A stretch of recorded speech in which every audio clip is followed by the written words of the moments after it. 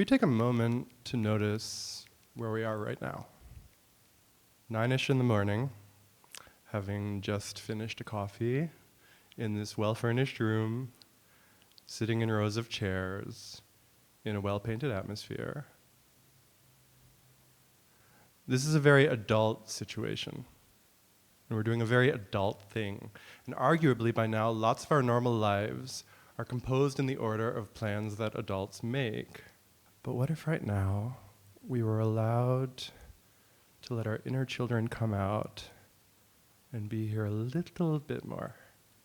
Can we start with 1 minute of just letting your child, your inner child's eyes be here in the pilot seat right behind your eyes, and notice what your inner child notices? 1 minute, just noticing.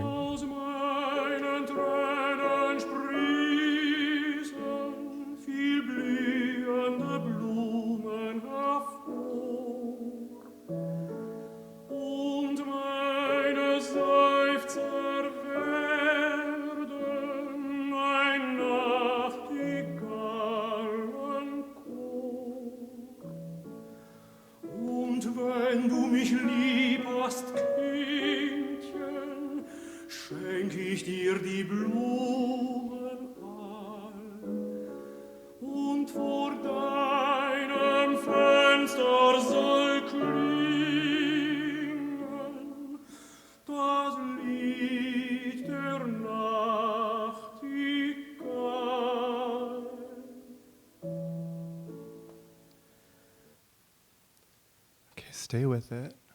So can we just take a moment to share what our inner child is noticing right now as they look around? Anyone? What is your inner child noticing? Color. What color? Orange. Cool. I like orange. Anyone else?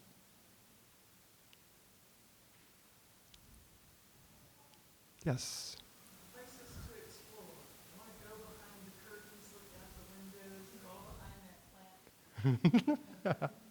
Cool. Someone told me they wanted to color on the wall last time. I like that too. I don't know if James would like that, but what if this talk in many ways was allowed to be a discussion between my inner child and your inner children?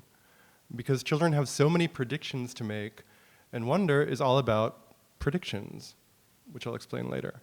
Even though you're going to use your adult brain in this talk, what if we gave that child more space, more permission to be present right now, and became like a room full of inner children? Now just keep this in mind, because we're going to come back to it in just a moment, and then again at the end of our wonderful conversation. So, okay, I know this is a ridiculous question, but you never know. I wonder, is there anyone here who doesn't listen to any sort of music with a singer in it? Any sort of vocal music? Anyone? Cool. Well, even if you don't, consider how, even though we may have very different tastes and ideas about what good music sounds like, and what we think it is, even though we think about it differently in genres, texts, tonality, emotions, or singers, the one thing that all of these musicians, vocal or not, have in common is their ability to harness resonance. All music worth listening to is made by someone with a unique ability to resonate and to send their resonance into you. So, for example, if I were to sing a wonder song, quite in tune with a reduced resonance, isn't she lovely? Isn't she wonderful? You'd hear the tones and feel a little something, but I could also sing, isn't she lovely? Isn't she wonderful? Both versions are composed by wonder.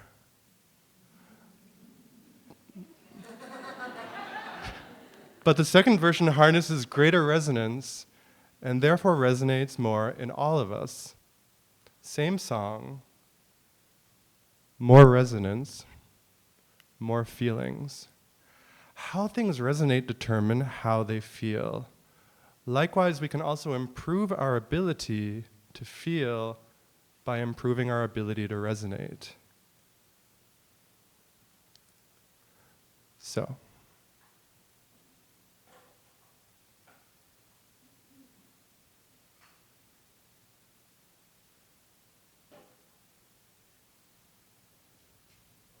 to introduce how to improve our ability to feel wonder through resonance, let's bring back that inner child who sees the wonder in ordinary things.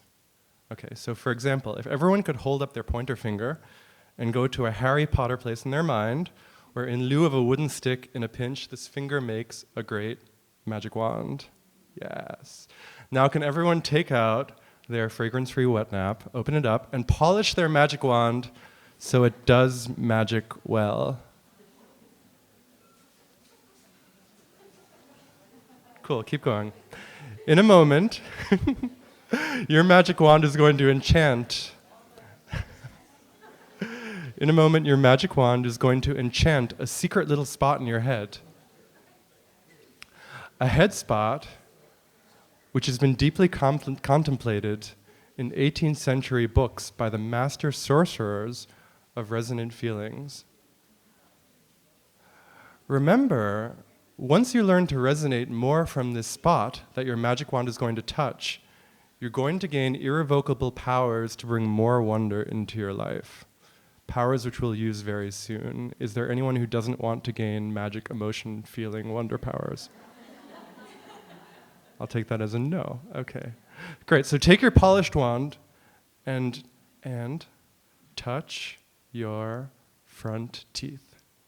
That's not the spot. But now, keep touching your teeth and go right behind your front teeth and bring it up to bring the tip of your wand as high up as you can to the roof of your mouth as possible before the roof goes back. So not back, but behind your teeth, all the way up, as high as you can go before it goes back.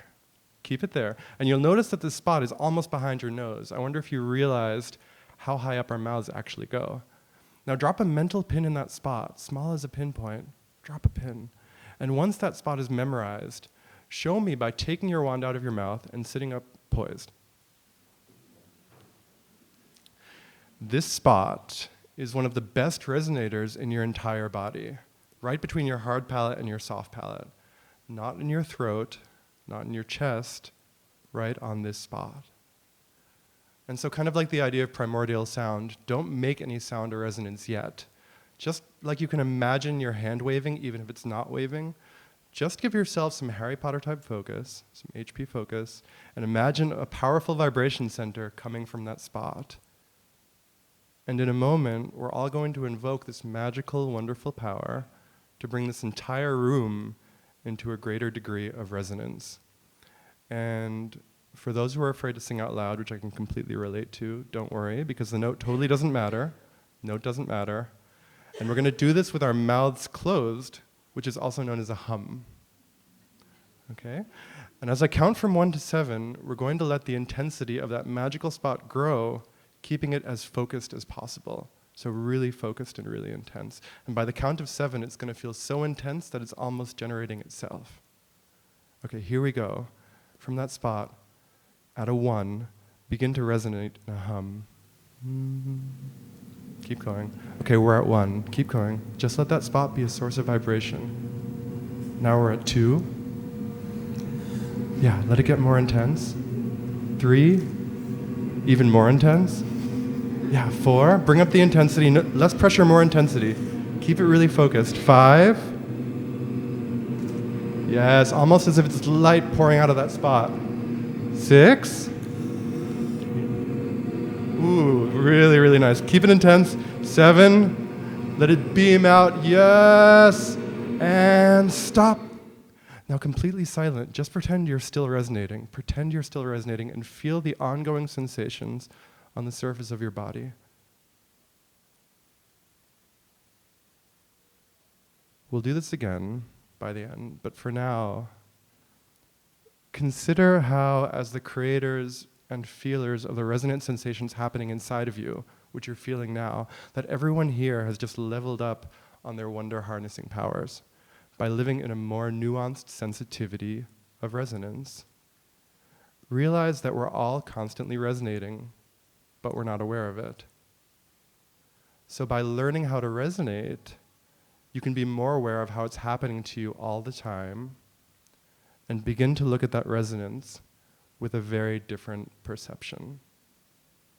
Resonance and feelings have a very interrelated relationship. All right. Hereafter, we're going to start traveling down the rabbit hole, but I need you to follow me if you want to get to Wonderland. Quick aside, if I look through every choice that I ever made in my life leading to our organization, Playground of Empathy, which I'm a co-founder, whose mission is to spread empathy through the design of experiences that create emotional nuance, those life choices have always been about finding spaces for, in psychological terms, what's referred to as emotional granularity, meaning a nuanced understanding of emotions. Although I began and ended my 20-year singing career with the same opera at 2 opera houses within a 30-block radius from one another in New York City, opera really bookended my deeper passion, which was poetic song, also known in English as art song. A lesser known but flourishing form of chamber music in the 19th and 20th century, art songs are some of the most nuanced pieces of music ever written. Because to make a good art song, first you need a great poet who could capture the emotional language of their times, who could describe their feelings of an era in words. And then you needed a great composer who could find sounds that matched that emotional language, who could add color and sound to that poem. And then masterful singers and chamber musicians would come together and create an interpretation of that highly nuanced poetic song. And one of history's most nuanced composers of poetry is also the first Schumann in this story. Robert Schumann, the composer of the piece of music you just heard, sung by none other than Fritz Wunderlich, which is translated into English as Fritz Wonderful. This is one of the many ways to explain how emotions are about complex relationships of nuanced feelings, as in many concepts come together to create an emotion. And yet, the most nuanced feelings in Robert Schumann's music come not from poets, but from the nuance of resonance itself, and were discovered a century later, after Robert's death, by the latter Schumann in this story, physicist Winfried Otto Schumann, and is thus called the Schumann resonance. And the Winfried Schumann resonance is not only embedded in Robert Schumann's music, but also in every song you've ever heard, in every sound you've ever heard, even in every perceived silence which you haven't heard. There is the Winfried Schumann resonance buzzing silently to our ears between 3 hertz and 60 hertz, ever present and around us. And this ongoing earthly resonance is so ever present that when astronauts would leave the Earth's atmosphere, they'd get headaches and become unwell because of the absence of the Schumann resonance beyond the Earth. And for decades, scientists thought this resonance came from the vibration of the Earth's crust, until Winfried Schumann discovered it's not solid Earth vibrating, it's the electrical energy between the surface of the Earth and the bottom of our ionosphere, about 60 miles up. And if it seems strange that electrical energy generates sound, all you need to do is be reminded that thunder is the word we use to describe the sound of lightning. And I want you to hold on to that connection between electricity and resonance for a moment as I can connect this to everything around you. Because this electrical energy resonance of Winfried Schumann can also be represented by 3,000 lightning storms happening at any given moment, or about 50 flashes of lightning every second. So here's an image of the mouth of the Catatumbo River in Venezuela, where more lightning happens in one place than anywhere else in the world. And yet, this is only a small fraction of the lightning happening right now, and now, and now, and now. 50 flashes of lightning every second.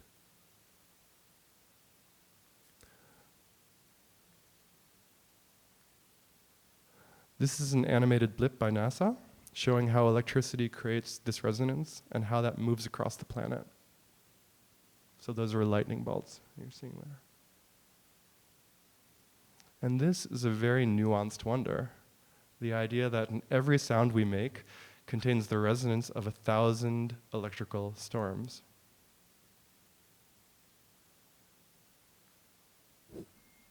Because if electricity creates resonance, and resonance affects feeling, and since just like in Schumann's music, emotions come from many combined feelings,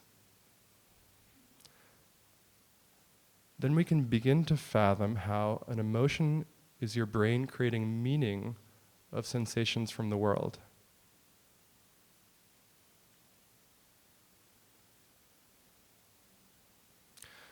Now, how can we go deeper towards the wonderland, deeper down the rabbit hole? Is there an actual way to explain how our electric resonant feelings form emotions? Where might we find millions of electrical pulses creating an even more nuanced ongoing resonance? Your brain. Imagine with that child's sense of wonder that in your brain, right now, are billions of tiny electrical bolts creating networks that come together to make up your perception of reality. How do you suppose this electricity designs your behavior? Okay, so in order to understand this, we're going to have to refer to our advisor, Dr. Lisa Feldman Barrett.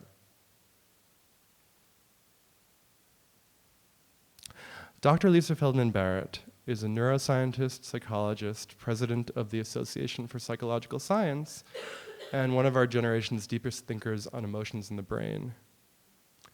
She's been called the deepest thinker on emotions since Darwin because her work is totally breaking down the false concepts that we've had on how emotions are made. And this could change not only neuroscience, but the law. It could change healthcare. It could change you. So we're going to take a moment's pause on the resonant discussion in order to talk about emotions in the brain, and then we'll tie resonance back in. Okay. Right. So from one moment to another, and I'll explain this, right? Your billions of neurons continually reconfigure themselves from one pattern into another, so information flows along different paths, which empower a single brain to construct diverse mental events. In other words, in any given moment, your brain is configuring all these totally different individualized neural networks. These are called neural networks. They're bolts of lightning flying across each other in your brain, right? So it's like an electric brain of neural networks is like a resonant brain of neural networks. And since each neural network resonates differently, the next step is to understand how does a resonant brain of neural networks create actual emotions. So to answer this, it's important to understand that although embedded in the culture of our thinking, we often call our emotions responses or reactions. Your brain isn't reacting. It's not really what's happening. Your brain is predicting. And this is huge. This is huge. Your brain isn't a reactive organ, it's a predictive organ. It's making populations of predictions at a time. And your brain is creating concepts through clusters of predictions asking, what are these sensations like relative to my last experience? So for example, this is the difference between looking at a scary dog and becoming afraid, thinking it's a reaction to the dog, or the realization that the brain is actually synthesizing thousands of directly or vaguely dog-related experiences, plus a whole bunch of other experiences somewhat in the midst of the story of dogs in your life, and comparing that to this present dog to predict what might actually happen with you and this dog. Or as Lisa puts it, your brain is not a reactive organ, it's a predictive organ. And again, this difference is hugely significant because a response or reaction tends to imply we're on the receiving end of the past, whereas prediction implies our perception of now or the future. So in relation to wonder, It's so important to explain this really well. So I'll come back to it. But for now, I'll summarize to say that if the brain is predictive, then we are, as Dr. Barrett puts it, the architects of our own emotions. We construct our emotions right now. So to keep the connections fresh, let's just stay with this idea that if your brain is resonating and your brain is predictive, then your predictive instances resonate. Or it's like, okay, so like there's all this electricity happening in the brain, right? It's buzzing around a million times a second, and these electrical things resonate. They're going like bzzz in your brain in the form of networks, right? And then millions of these bzzz pile up and come together to form one single association, one prediction from the past. And then thousands of those predictions, so thousands of those piles of like bzzz, come together so you can predict what is happening right now. So before you've even predicted, there have been like millions of these buzzes. Which is why improving your attunement to your resonance, to the feeling of your predictions, creates the most nuanced relationship with the wonder of emotions.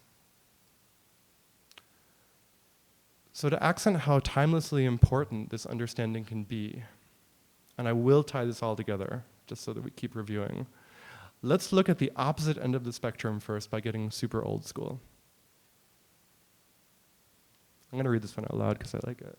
Aye, there's the rub, or up in the sky, who is she? He, they. It's wonder binary, non-binary person. I'm sorry, I shouldn't laugh at my own joke, but I just So, we have to understand that historically we've always known how non-binary thinking is how binary thinking is dangerous, and how non-binary thinking helps us tap into the heroic wonder in us all. Right? Because if you're constructing your emotions about the present from past predictions, and you're categorizing those predictions to decide how you feel about this moment, then it's possible that the most dangerous pitfall of our mind, and perhaps the absolute enemy of wonder, is to categorize our emotional response into a binary system of essentialist, and emotionally charged thoughts like damned if you do, damned if you don't, or words such as good, evil, smart, dumb, right, wrong. Consider that the most famous monologue of literature's proverbial spear shaker begins with the essentialist binary conclusion that to be or not to be is the question, and that this monologue is about suicide. It's about the ending of the experience of feeling life. How fitting that assuming and categorizing humanity often can lead to the great detriment of populations. What if to be or not to be is really, really not the question we should ever be asking? In other words, we have to work to disarm binary thinking. Playground of Empathy's current wonder-making remedy is an immersive walk-in closet, giant sparkly shoe about disarming binary thinking. It's called the Walk in My Shoes closet. And it's there to disarm binary thinking, unconscious bias, and lower the risk of sexual harassment through gender awareness, through the understanding of gender awareness. And here you walk through a shoe in the profile of a different gender, through their articles of clothing, and you see your relationship with them through the lens of their eyes, making their perspective relatable.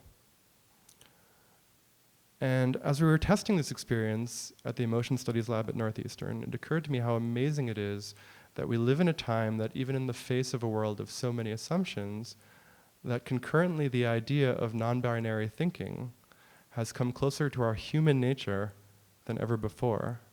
So close that we can relate non-essentialism to our gender. We live in a time where we can relate non-binary thinking to our personal physical bodies.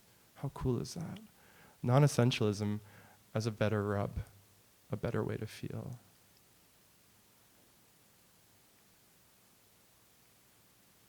Which again is to explain how improving your predictive resonance creates wonderful emotions. Okay, so a compiled definition, and we'll go to the lightning round, which where I'll make this definition as clear as possible. Wonder lives in our ability to feel the resonant sensations of our predictions before they become complete emotion concepts, and with this ability to add greater detail, nuance, or granularity to our resonant sensations, thereby expressing this moment with the nuance of someone who may realize life as if they are living a singular, unique reality which will never be repeated again, which is biologically entirely true. Okay, in order to better give you the real-time experience of prediction, I'm going to bring out a symbol, and this symbol will help link the resonant sensations we've been working on with the idea that you are an architect of your emotions. And what better symbol of prediction than, for example, this big red button right here. So you'll notice perhaps already how your personal affect or mood is changing just upon the idea of a big red button. And this has been a lot of information, so in this section I'm just going to give you a summary of what we've gone through. And while I'm doing so, once I say the words, the prediction button is open for business. Anyone seated here is allowed to, at any point in time, stand up and press the red button. You got that? Okay. So, but the only thing I'd ask is that whatever happens as a result, that you allow yourself to be ongoingly aware and pay attention to your sensations before they become conclusions, and to the physical emotional resonance of those sensation feelings that come about while we're talking. Remembering that your brain is not a reactive organ, it's a predictive organ. So you're not reacting to the situation so much as you're predicting the situation from 1,000 previous situations and then feeling the sensation of the winning prediction. Okay. The prediction button is open for business. So, what have we talked about? Your thoughts are not reactions. They're predictions. And your predictions are made up of electricity, and that electricity is resonating just like it does in the atmosphere and in the brain. Just like it does in music as well, right? And since some resonance is nuanced, even though we're all resonating all the time, we're not always aware of how we're resonating. And by learning how to resonate better, we're more aware of how it's happening to us all the time, and can start to look at those resonances as a roadmap into our wonder, as a way to turn certainty into curiosity. So right now, you may predict that you're feeling interested, excited, maybe uncomfortable or amused. But the moment we label what this reality is, we're actually living in this reality a lot less. Overly categorized predictions steal from the nuance of the resonances we're feeling right now. So instead of jumping to a conclusion about what you're seeing and how that makes you feel, can you instead wait and follow the resonance as a physical sensation in your body without a label?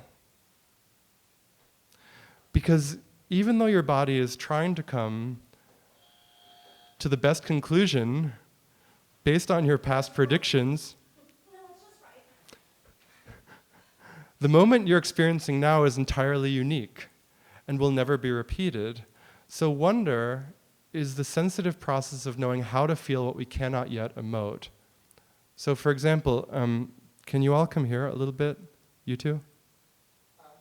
Can you come over here a little bit? Okay, great. Cool. If you can just stand right here, that's great. So on some level, I think we can agree that life is easier when we feel like we can understand our predictions, or our predictions lead to understandable feelings. Like this circumstance here, which has the physical language interactions in the folk taxonomy of our culture, is relatively understandable. And we're all feeling different sensations, which come from our individual contexts, resulting in different sets of predictions. And by now, we've already chosen the most relevant prediction in our mind of all the predictions and are living in the difference between the comparison of that prediction and what we're perceiving right now. Okay, and can you also come over here? Yeah, great.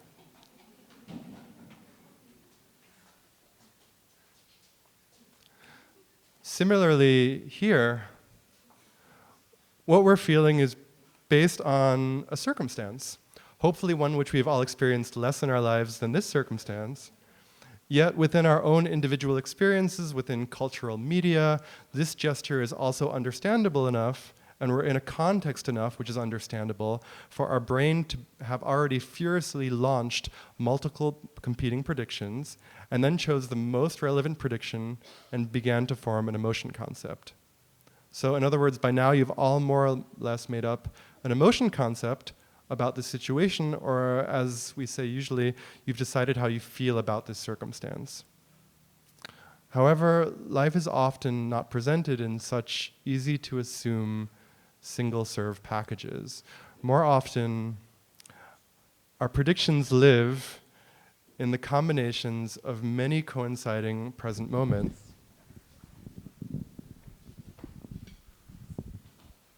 Many coinciding present moments.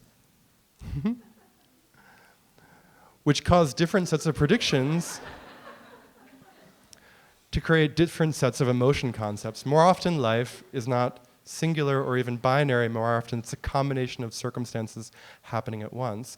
And to be biologically efficient, it can be really tempting to want to form a conclusive prediction about what is happening, to jump to a conclusion about your feelings or your reality. But what if that moment, when we predict too generally, is also like the mini-death of wonder? What if that moment when we decide how we feel too quickly is also the mini-death of the wonder inside of us? A death that we die 1,000 times a day.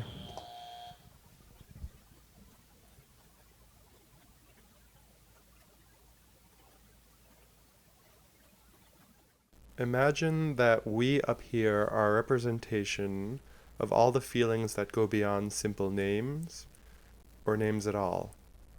Imagine we symbolize the feelings that are still inconclusive, the emotions between our predictions. Not all cultures smile when they're happy. Not all cultures have a word for anger the way we mean it in our culture. And our culture misses thousands of words for thousands of emotions felt elsewhere. If this projection of us up here is a temporary representation of the soul, a presence unpressed for time or judgment, and the bodies down there are currently a representation of the already pushed button, the already made prediction within all of us, then it would be truly a wonderful rounding up to this talk on wonder if we could remember the magic resonance at the roof of our mouths and help us reawaken the symbol of unwonder by conjuring up your ability to resonate, thereby unleashing wonder through a greater physical contact with your feelings. If the worst thing about the feelings we don't understand is our resistance to them, then the wonder cure of this resistance is to heighten our ability to feel that which we cannot predict. Feeling the unpredictable is one of our most wonderful talents as human beings. And like the latter Schumann's discovery, it is ever present and possible to imagine in everything we do.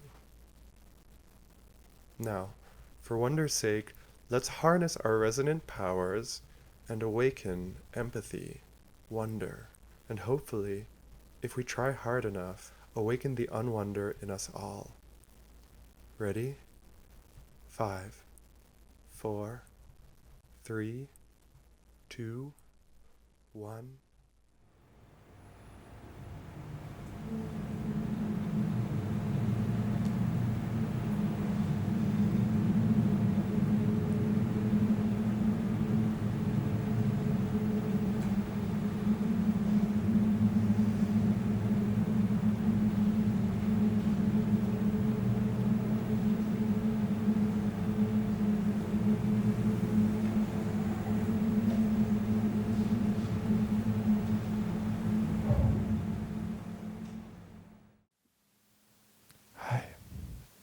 Hello. Thanks. The very last thing I'd like to do together is make one final group prediction, which should be able to take effect right now.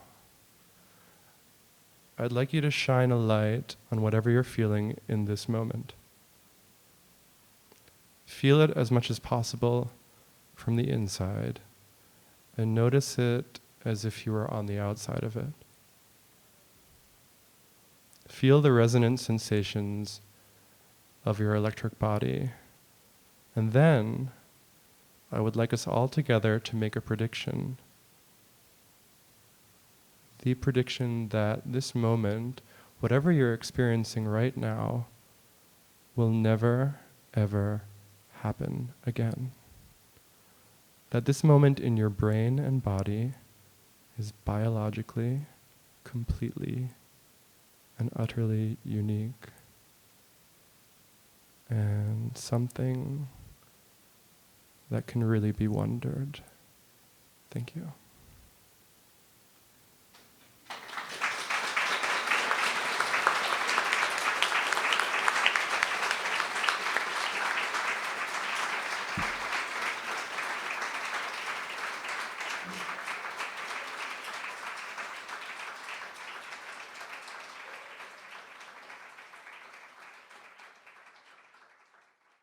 So the question is, does Buddhist influence the research that I've done?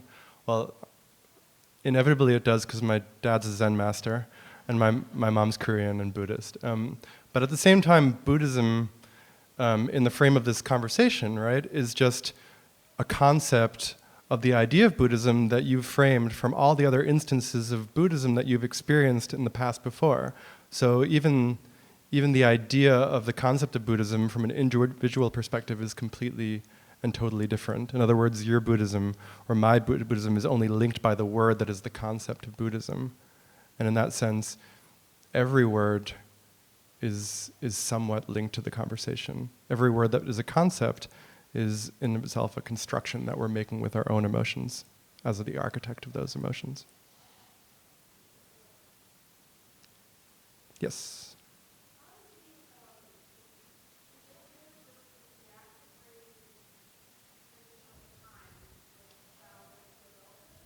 Mm-hmm.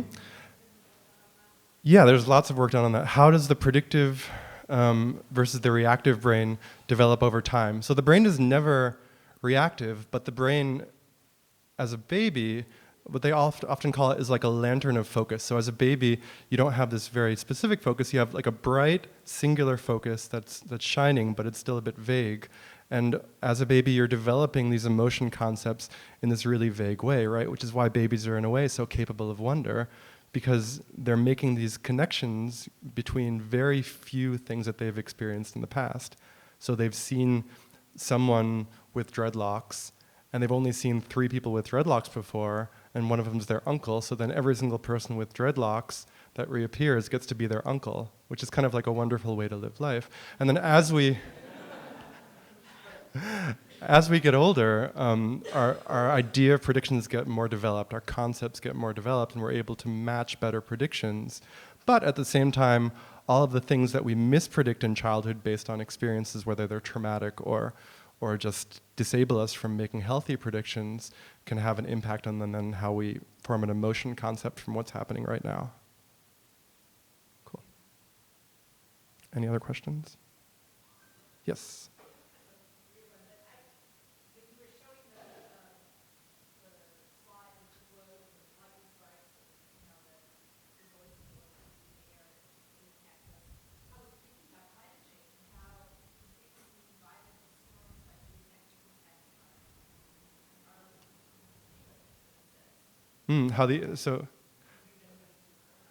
Oh, okay. So the question is climate change and the way that storm patterns are changing impacting the way that we are feeling? So I'll answer that in two parts. One is that historically speaking, whereas the Schumann resonance, I believe, has shifted somewhat, and there's some evidence of that, it's still expressed in between 45 and 50 bolts of lightning per second. So that's like an atmospheric pressure, right? And that atmospheric pressure is being described in lightning storms. And for the second half of the question, is climate change affecting our feelings? Well, on one hand, there's like the physical idea of climate change affecting our feelings, and I'm not qualified to, I don't have the background, I'm not a geologist or a meteorologist. But on the other hand, the idea of climate change is hugely affecting our feelings, right? Like, most of what's on the news is about terrorism or shootings, and yet most of what kills America is heart attacks and cancer, and yet that only takes up about like 2% of the news, whereas terrorism and shooting takes up like 60% of the news, right? So like how we're having this contact with society and how that's making us predict what's happening, it's actually changing the way that we make choices and the way that we feel about those choices. And the same with climate change. Lance. Yes. Oh, about Playground of Empathy. Okay, well, yeah. So that's cool. Yeah, the Walk in My Shoes Closet, the gender awareness experience, is going to be at the Bridge. We're doing a gender awareness celebration party on June 21st at 7 p.m. We're going to present the Walk in My Shoes Closet, so you'll see like an 8.5 by 12 foot by 5 foot giant sparkly shoe that you'll be able to walk into and explore. It's a 20-minute experience, so you won't be able to do the experience at that moment in time, but at Live Arts in mid-July, we're also going to be offering the experience. And anyway, on the 21st of June, we're going to talk about the experience, talk about our work with the Emotion Studies Lab, and we'll show you a video of someone going through the experience, and we're going to have a really fun gender awareness party and a raffle and things like that. And if you want to learn more about everything we talked about, then I really highly recommend Lisa Feldman Barrett's book, How Emotions Are Made. That covers a lot of this, not the resonance part, but the brain part. Any more questions at the moment? Thank you, Lance.